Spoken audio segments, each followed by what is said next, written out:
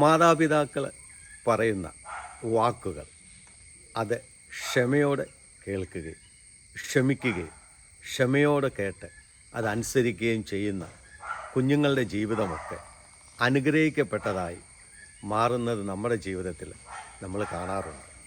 മാതാപിതാക്കളുടെ വാക്ക് ക്ഷമിക്കാൻ പറ്റാതെയും ക്ഷമിക്കാതെ ഇരിക്കുകയും ക്ഷമിക്കാതെ അതനുസരിച്ച് ജീവിക്കുന്ന കുഞ്ഞുങ്ങളുടെ ജീവിതമാണ് പലപ്പോഴും ജീവിതത്തിൽ ദുരിതപൂർണമായി തീരുന്നത് നമ്മൾ കാണുന്നത്. അതുകൊണ്ട് തന്നെയാണ് പിതാവിൻ്റെ പ്രബോധനവും അമ്മയുടെ ഉപദേശവും വിസ്മരിക്കരുത്, മറന്നു കളയരുത് എന്ന് നമ്മളെ ഓർമ്മപ്പെടുത്തുന്നത്. ഏതൊരു കുഞ്ഞ് തൻ്റെ ജീവിതത്തിൽ തൻ്റെ പിതാവിൻ്റെ പ്രബോധനം അവഗണിച്ച് മുന്നേറിയിട്ടുണ്ടോ ആ കുഞ്ഞിൻ്റെ ജീവിതമൊക്കെ ദുഃഖപൂരിതമായി തീർന്നിട്ടുണ്ട്. പിതാവിൻ്റെ പ്രബോധനമെന്ന് പറഞ്ഞാൽ ജീവിത അനുഭവത്തിൽ നിന്ന് കിട്ടിയ ആ അറിവാണ് എപ്പോഴും നമ്മുടെ പിതാക്കന്മാർ നമ്മളോട് പറഞ്ഞു തരുന്നത്.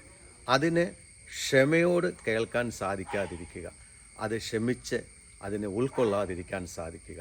അങ്ങനെയാണ് പല കുഞ്ഞുങ്ങളുടെയും ജീവിതം ദുരിതപൂർണമായി തീരാറുള്ളത്. അതുപോലെ അമ്മയുടെ അനുഭവത്തിൽ നിന്നുള്ള ഉപദേശങ്ങൾ അതിനെയും നമ്മൾ ക്ഷമയോടെ കേൾക്കാതിരിക്കുകയും ചെയ്യുമ്പോൾ നമ്മുടെ ജീവിതം പലപ്പോഴും ദുരിതപൂർണമായി തീരാറുണ്ട്.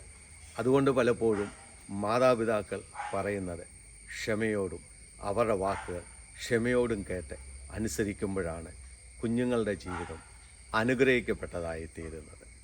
ദൈവം നിങ്ങളെ അനുഗ്രഹിക്കട്ടെ.